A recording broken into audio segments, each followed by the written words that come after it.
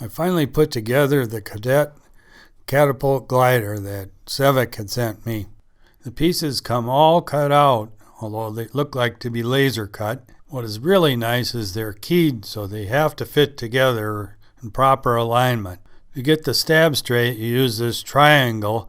The vertical fin goes against the fuselage.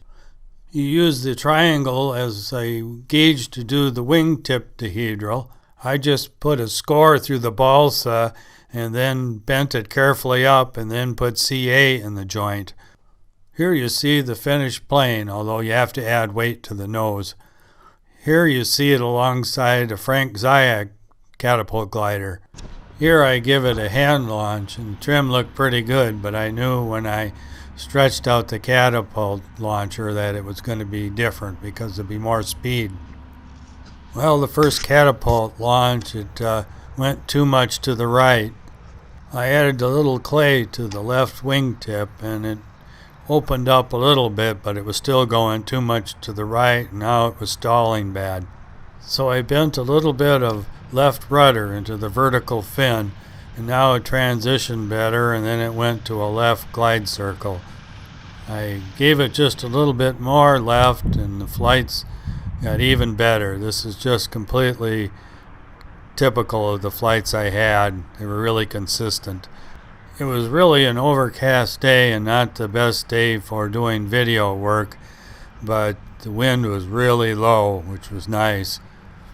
I was using 3/16 rubber on my launcher, and I was pulling it back fairly hard, but not super hard either. The performance I was getting was about all I wanted for this little field, and if it had been a brighter day, I really think there's a good chance I would have lost it in a thermal. So then I got out the G12, the Frank Zayek design, and I noticed there was a big chunk of the vertical fin missing.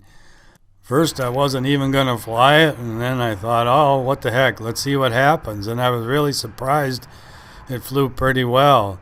This is a heavier glider than the Cadet for sure. And then I got out this foam glider that I had purchased from J&H Aerospace.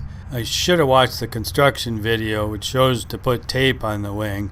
I put the tape on afterwards and it had already wrinkled, but it still flew fairly well. I also got out my Sweepet 19, the classic hand-launched glider designed by Lee Hines. It really flies consistent. I think of all the launches, I don't think it's ever crashed. Even if you do a bad launch, it usually will recover pretty good by the end of the flight. Well, it didn't rain until much later.